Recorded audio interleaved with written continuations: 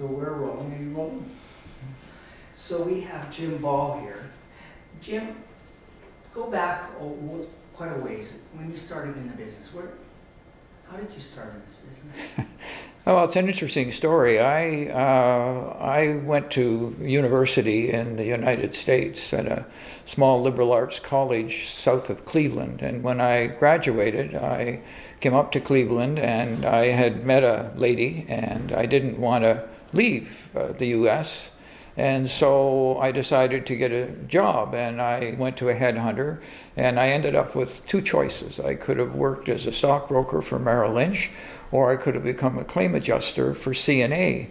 I took the claims adjuster's job because it came with a car.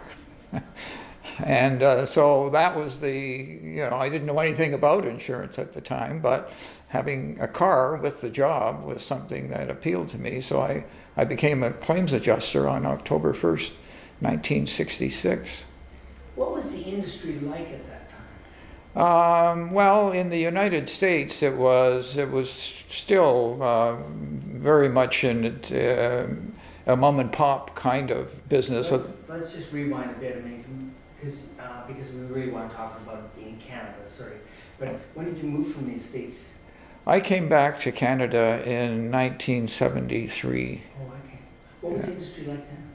Well, it was very much, I came back and I was a senior claims adjuster in the Toronto office for CNA. And back then it was still a lot of mom and pop brokers.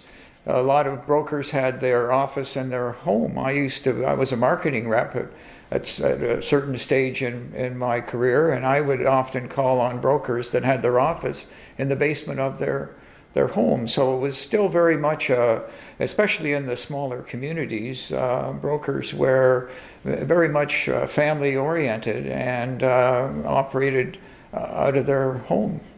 Was there a difference in actual product that you were providing at that time?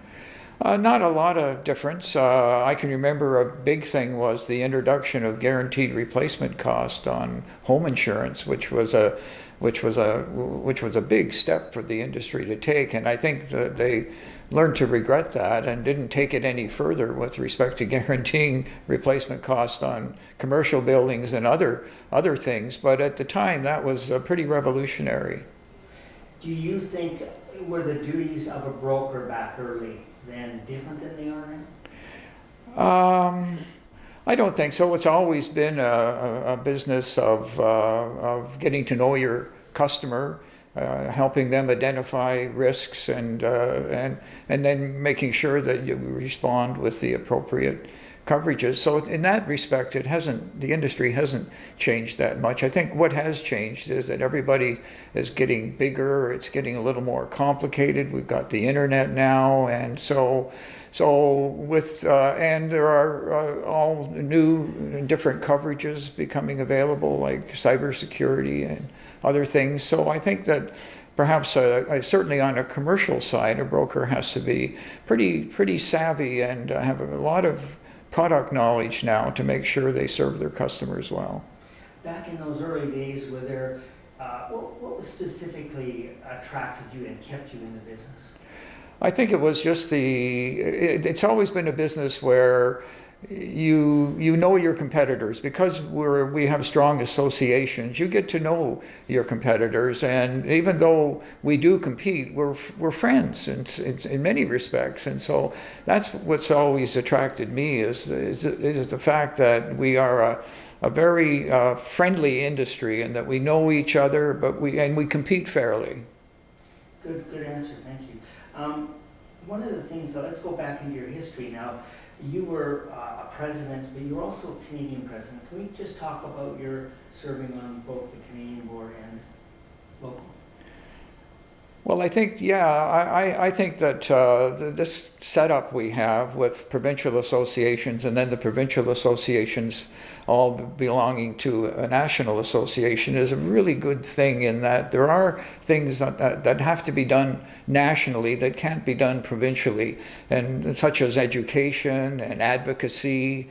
Those are kind of things that we all need to be go to our different, especially in Ottawa, with one voice.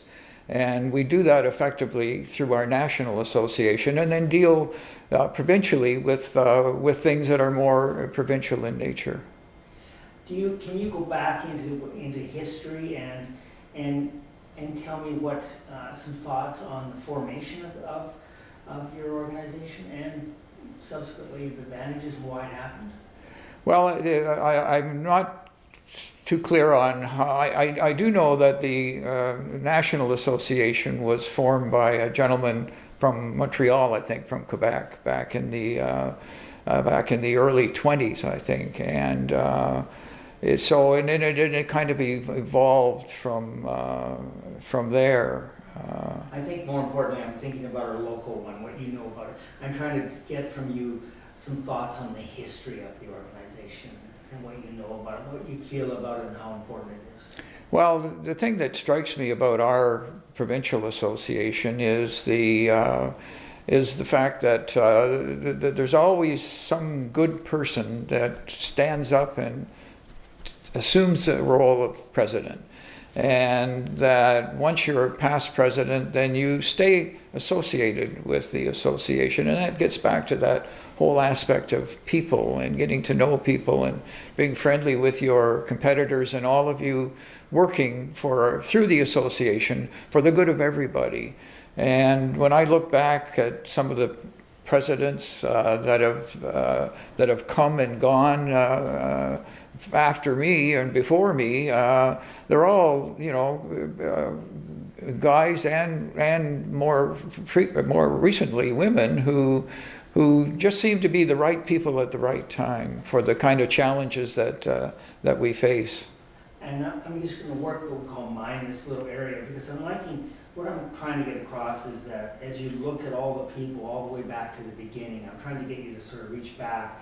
There's a common quality of these people. That's what I'm trying to say.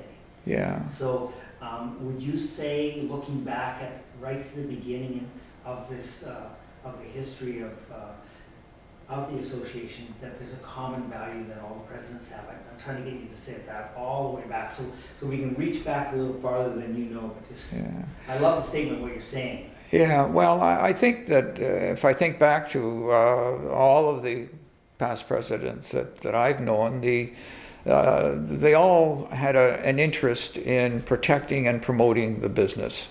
And if you're going to, especially the presidents who come from the island or from the interior, it's a big time commitment they make to go through the chairs and to assume the presidency and to advocate on behalf of all of us. It's a responsibility that is important and necessary.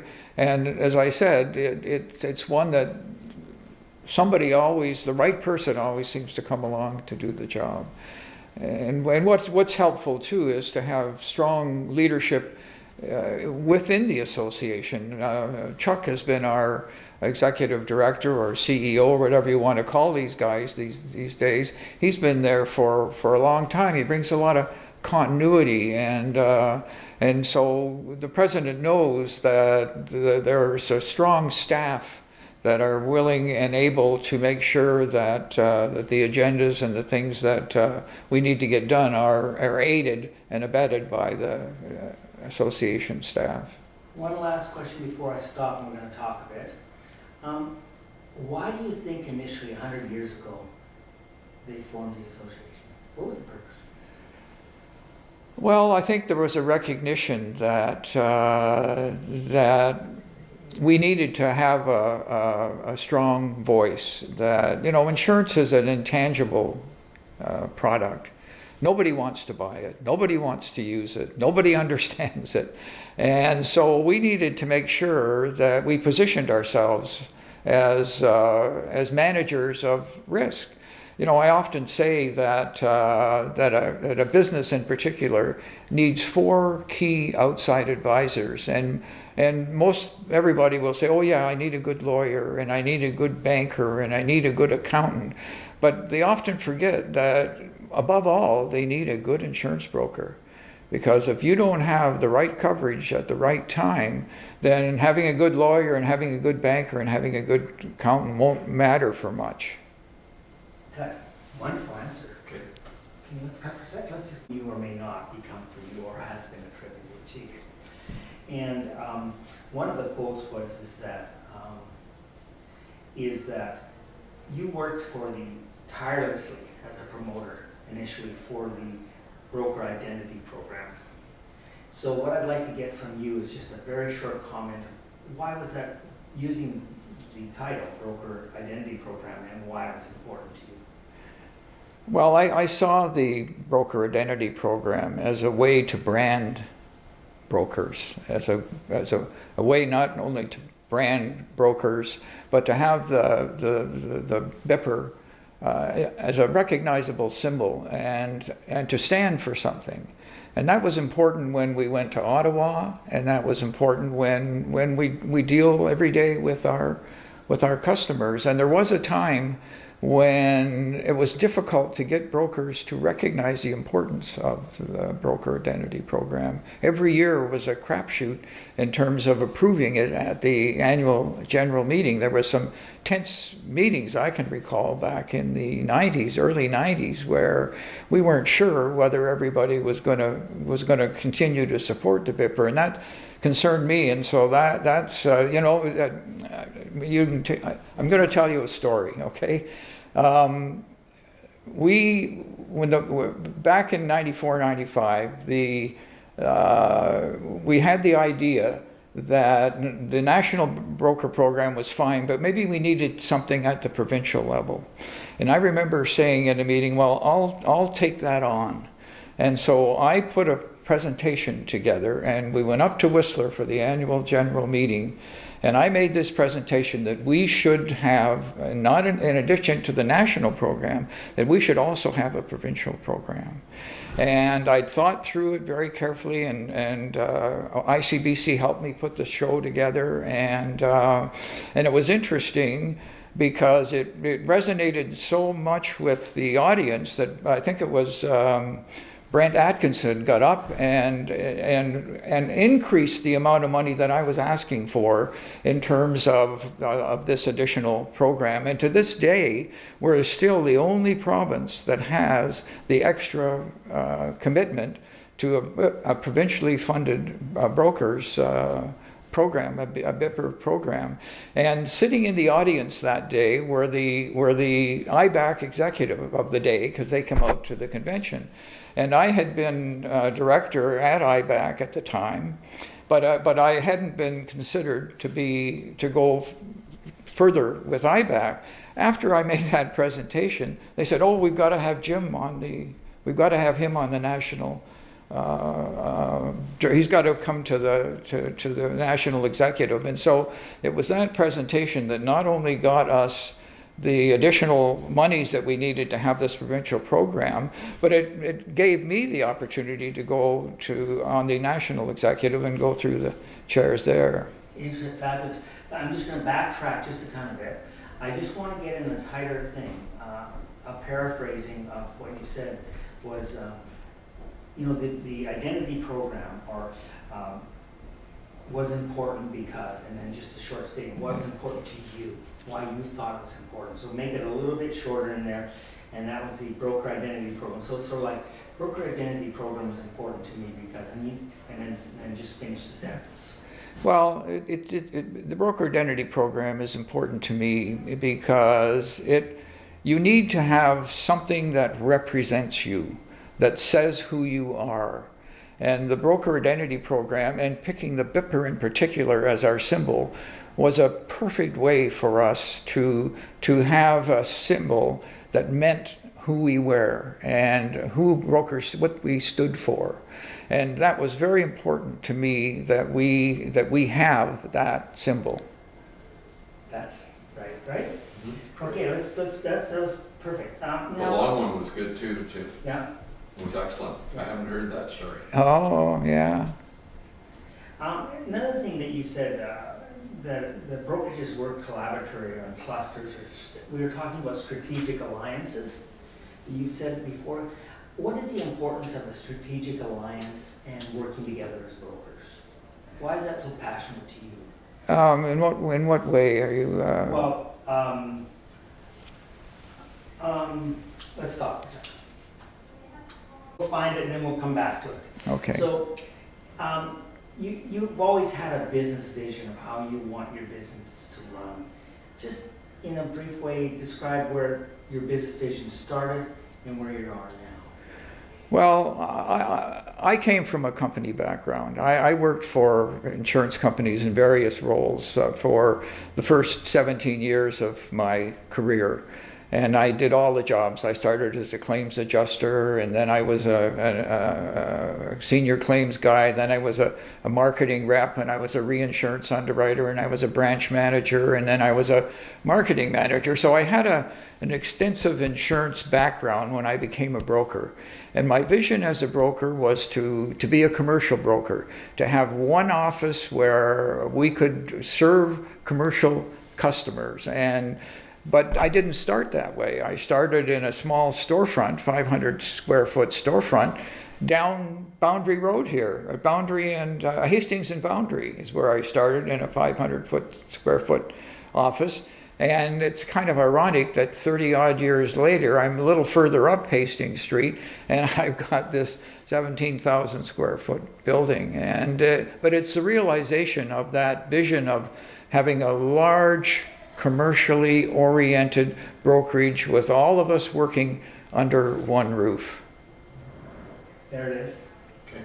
There it is. Okay, good. Let's stop for a second. This bridges to the community. Why is it important to you? Well, And if you could use the word bridges so we know what we're talking about. yeah, I got involved with bridges right at the beginning when a bunch of us insurance people went to Nicaragua to build a house.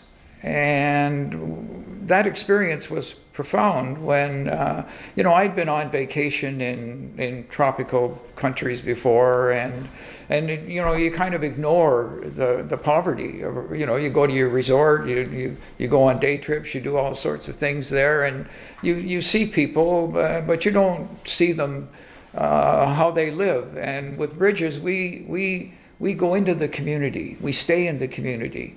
We work with the community, and that's what's so important, because you can see the effects you're having over time on the community and the way they interact with you, the way they interact with each other, the fact that we are contributing to the improvement in people's lives profoundly.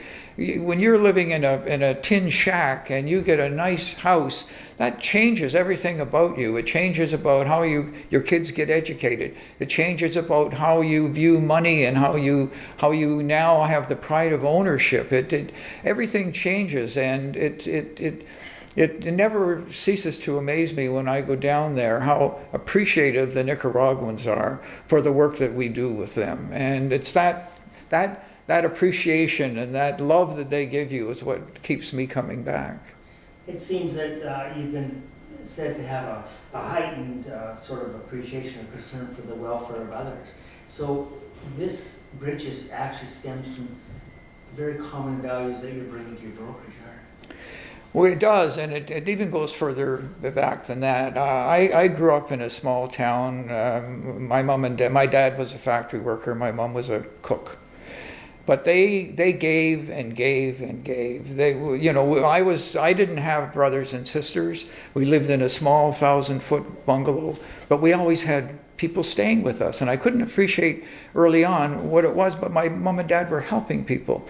We had a residential school in a neighboring community where delinquent kids went. Well, my dad and mom would bring those kids into our house. I would share my bedroom 3 or 4 times over when I was a teenager, I shared my bedroom with these kids that didn't have much, and we were kind of like a halfway house for them. So I really got this feeling I have, and this desire to help others. I got it from my parents because they gave so much to their community. You also said that there's a social responsibility that's inherent within the insurance business to have that sort of expression.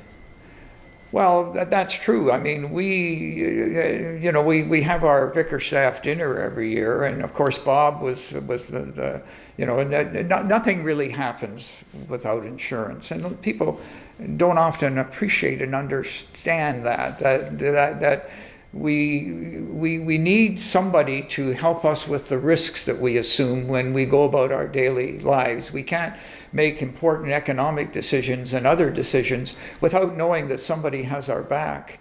And when you buy insurance, you're in a sense transferring that risk so that it's affordable and it gives you what you need in order to move forward with your vision and your plans. So to paraphrase that, there are principles of social responsibility from insurance. Yes, yeah. I like to think that we couldn't exist the way we do as a society without insurance, because of this sharing of risk. Because that's really what insurance is a pooling of risk, so that the unfortunate. When you have an unfortunate incident, the contributions that have been made through insurance premiums make you whole again. And without that backing, I mean, our progressive society couldn't exist. I guess what I'm trying to get you to repeat back to me is that, in your own words, but maybe even using the words social responsibility, the welfare of others, or it's all inherent within your business. That's what I'm trying to get at. And I think it came from a quote that I've done. I'm just trying to get at more that you seem to have a heightened concern for the welfare of others. So if I were you, I'd be saying, well, I already care for others, and there's a social responsibility in having insurance. So from your own words, how would you say that? Well, I guess I'd like to think that I'm a very empathetic person, and I'm always thinking about others and the welfare of others. And so when I see that there's something that can be done for somebody and that I'm capable of doing it, then I do it. Like today, there's a lady in Nicaragua that I want to. She wants to come to Canada, so I've engaged an immigration lawyer. I was emailing with him today. I'm going to try and help her realize her dream of coming to Canada so her kids can have a better life. Well, this is a lady that I met the last time I was down there. I've been down there 14 times to Nicaragua, and I've always met very interesting people. My wife and I have put 3 kids through university down there, and this is just my latest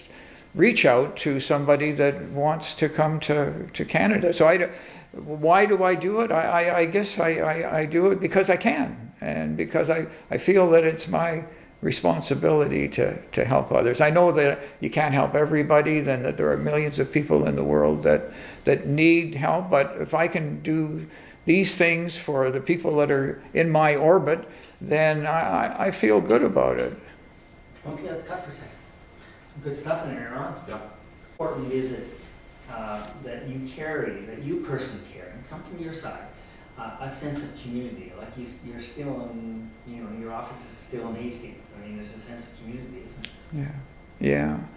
Well, I think community is important again because of shared values, and so it's always been important for me to share my values and maybe help communities share their values. And we have a community here along Hastings Street that is all businesses have joined together, and we were just outside the boundary of that area. And so we went to the association and said, we want to be part of your community association. We're just outside the boundaries. What do you think we can do about that? And they said, well, why don't we talk to the Burnaby, the city of Burnaby, and see if we can get the boundaries extended, because this is something that's sponsored by the community or by the city. And so they went to the city and expressed their desire that they extend the boundary beyond Gamma Street to include our building so that we could become members of the association, the Burnaby Heights Hastings Association, and they did, and now we're members of the association. They have a parade every year. They close the street off, and we're getting more and more involved in the association. They have meetings here because we've got the boardroom, and so we're trying to do our part as a business member of the community to reflect the community values. That's a good one. Really good one. And now in terms of legacy, you have your son working with you. How did that all begin? How your son is working with you? Yeah. Chris, how did that all start? Well, it's kind of interesting that Chris did not, like many sons and daughters of brokers, didn't really intend to be an insurance broker, but he came to work for us one summer when he was in university, and then said to me one day, Dad, I kind of like this business. I think I'd like to make a career of it. And so thinking back to what some of the advice I got, I said, well, okay, but you should be working somewhere else before you work here. Get a sense for what the business is like outside of Reliance. And Dominion Insurance Company at the time had a mentorship program where they didn't advertise it, but if you were a good Dominion of Canada broker, then you could, on behalf of your son or daughter, you could ask them if they could become part of the mentorship program. So Chris, they accepted Chris, and he went down to their office downtown, and he spent, I think, a year and a half rotating through claims and underwriting and administration and personal lines, and so after that he parlayed that into a position with a big broker in New York. And I was upset at the time, and that he would all of a sudden go to work for Willis in New York and not come back to Reliance. And I remember talking to Bob Bickerstaff at the time, because Bob mentored Chris as well, and Bob said, "Don't worry, Jim. Don't worry. He'll be okay. He's going to get a lot of experience in New York." And so he did. He was there for 3 years, and then he went to San Francisco. He was recruited by Marsh, and then he called me up one day and he said, "Dad," he said, "I've got a boss, a woman boss, and she's from hell." He said, "What am I going to do?" And I said, "Well, why don't you think about coming home now?" And so he did. He came back to the agency, and he's been here ever since, and he's been taking over more and more responsibilities from me, and to the extent that now Katie and I can travel. We just came back from a 6-week trip abroad, and I don't have to worry because I know that he's here. Now you're a father-son. What is it like, the father-son relationship? Is there pride involved? What is it? Well, I guess it's he's going to. It seems that this occurs a lot in the insurance business, and from your perspective, as how you personally feel about working with your son, and why this is important. Well, I have 2 grandsons now that both live they're my daughter's children, and they live in Fort McMurray, Alberta, and I don't get to see them very often.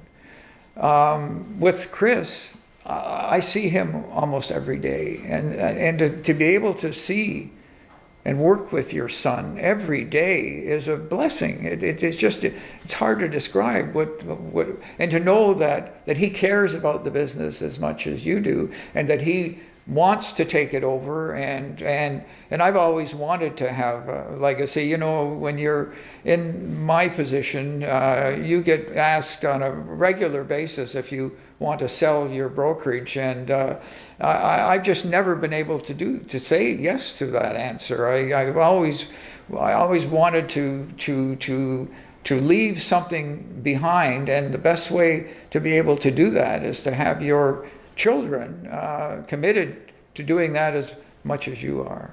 Does your son and you share common values and social values? Yes, I think we do. Chris is on the board of Bridges. He goes to Nicaragua frequently, as I do. He's on other boards on the North Shore where he's helping people. So I hope that you know, the example that I've set is one that he'll continue to promote and get involved with different aspects of society that need the help of somebody like him and myself. Good line. Good. Stop for a sec. Or is you going to be working face to face? I think that Don't get to answer me. So, yeah, I guess we're asking for perspectives, visions, and answers. I think brokers are always going to be required. I think insurance is a complicated product that, as I mentioned earlier, it's intangible. It's got many facets to it. And I think that the average person needs somebody to help them navigate through the different aspects of insurance. And so brokers fill that key role in helping people navigate through the various coverages and limits and the responsibilities we have, especially with regards to our negligence towards what we've been held negligent towards our actions to others, the mistakes and accidents that we have. And so I don't think that the need for an intermediary is going to go away. But what I do see is that consolidation in the business is going to continue, and scale is going to be important.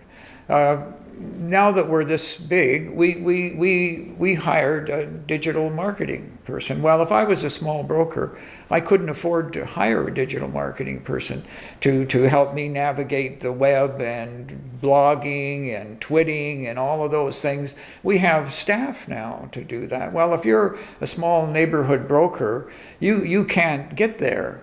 And so I think that, in a sense, ICBC keeps some of the smaller brokers alive. If it wasn't for ICBC, I think the consolidation in the industry here in BC would really accelerate. And so after 2020, when our relationship with ICBC is up for review and is going to change, I don't know how that change is going to affect the small broker. Now, there are still lots of small brokers along Broadway and Hastings and other major streets, but how long they can hang on with this increasing complexity and movement on the internet and the disruption that's taking place, I think there's always going to be a need for brokers. I don't know how the smaller broker is going to survive. Now, back in 1990, 20 years ago, 25 years ago, we were worried about the banks. And I can remember when I became the president, my concern was that the banks were going to really invade and take over our business. Well, they're in our business and they're doing well. TD Meloche Monix is one of the top 5 insurance companies in Canada, but we're still thriving. And so I think that the trends that you see, the trend that we saw back then we were frightened of it, as it plays out over time, we change, they change, and so we're still here. And I think we'll still be here 20 years from now, but maybe we'll be operating in a little bit different environment. I guess the key core value of that is that there seems to be a response more and more about valuing the human touch, one-on-one contact, the direct contact with the brokers. Yeah, that intermediary role is important, I think, because of the nature of insurance. It's not like when you buy a product and it doesn't work, you can take it back and get your money back or get a new one. But when you buy insurance, that's it. If something happens, you're bound by that contract. You can't turn the clock back and change it so that whatever happened is now covered. So that's why our role as intermediaries, as interpreters of coverage for the average consumer is an important role that I don't think will diminish over time. Perfect. Great consolidation at the end there. Okay. It seems to me that you've served as a mentor or a teacher. I mean, through all levels of your company. Can you, I mean, even to helping people and standing over the shoulders and stuff like that. That's a fair comment. Yeah, I've mentored a lot of younger people over my career, and I think it's because I had two mentors. I'll never forget when I became the claim adjuster. I was like a lot of younger people at the time. I was more concerned with what happened after work than I was at work. I did a good enough job. I wasn't in danger of losing my job. And then Art Lauer, who was my manager at the time, he called me into his office one day and he said, "Jim," he said, "you're a nice guy. You're doing a good job. But," he said, "you're not doing a good enough job to advance your career. Why don't you start paying more attention to what happens during the day than what happens after work?" And for whatever reason, that resonated with me. And all of a sudden, I paid more attention to what I was doing. And lo and behold, not that many months later, I was promoted to claims supervisor. So I really appreciated that Art took the time and the interest in me to tell me to smarten up. And so, sometimes you need somebody with a little more experience to kind of help you navigate through the kind of decisions that you need to make in order to advance yourself in whatever business it is you choose. And so Art was that one meeting and the subsequent support that I got from him was so important to me that I remembered, and I when I see an opportunity, I'll give advice to somebody or help them learn either on through a course that I'm teaching or just somebody working for me that I can be with and guide throughout the days and weeks and years that as they progress in their careers. So what do you think your employees, when you're standing over and just offering advice, what are they taking away from it? When you're standing over somebody and you're giving advice, like you walk through the office occasionally and you talk to your staff. Yeah. And what is the purpose of that? Well, I think that what I have to keep remembering is that I have position power. It's my organization and I built it, but I don't want, I've never wanted an office in conflict. I want everybody to feel that their job is their own responsibility and that I'm not going to be constantly telling them what they should or shouldn't do. What I want to do is to go and thank them and to compliment them and to say they're doing a good job every day. We often forget to do that, and so I guess it's part of my nature. I don't like conflict, and I don't like to promote conflict. I don't like to see conflict. So I go out of my way to make sure that we have an office that's friendly, that everybody enjoys coming to work. If they want to take a day off, they know they can do that without somebody asking them what they did and how they did it. And so it's just creating an atmosphere where people enjoy what they're doing. When you look back, and this is coming from you, the things that you've accomplished, what are they? Well, I think that personally, I've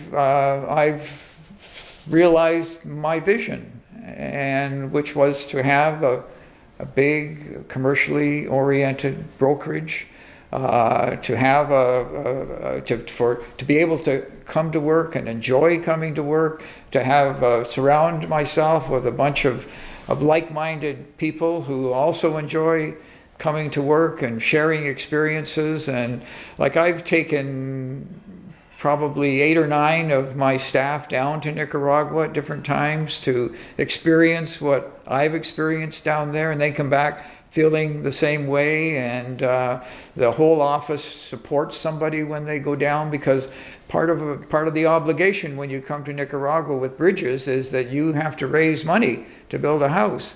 We don't ask you to raise the full amount, but we want you to make a really good effort to raise money so that we can continue to do our work down there. And so when a staff person says they want to go to Nicaragua and they're going to commit to raising the money, then the whole company gets behind them. They have raffles, they have bake sales, they have pub nights, they have all sorts of things they do. And I see it brings us closer together by having this shared responsibility of going down to Nicaragua and building houses and schools for communities there. If you reflect back into the past, what would you say personally were your greatest achievements? Your greatest achievements?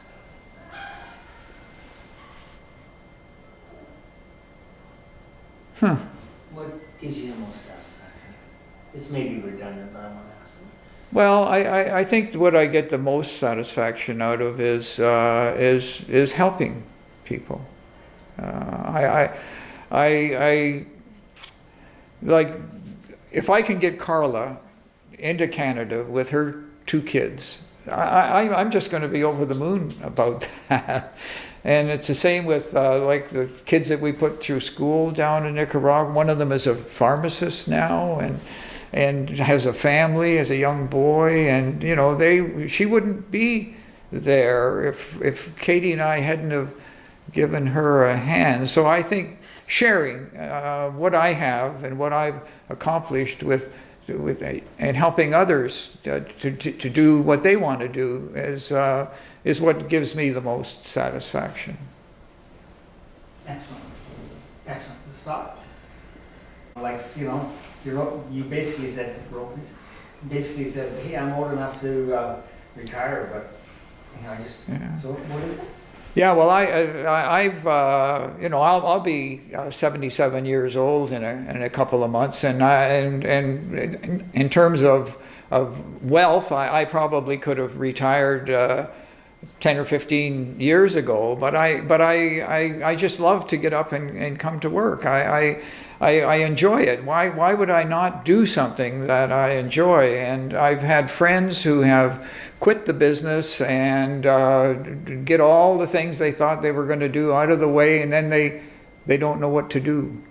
And they can't come back to the business because as they've been out of it, the merry-go-round keeps going around, and you try to get back on, things have changed. So I like to stay involved. There's nothing I would rather do when I get up in the morning than come to work. Perfect.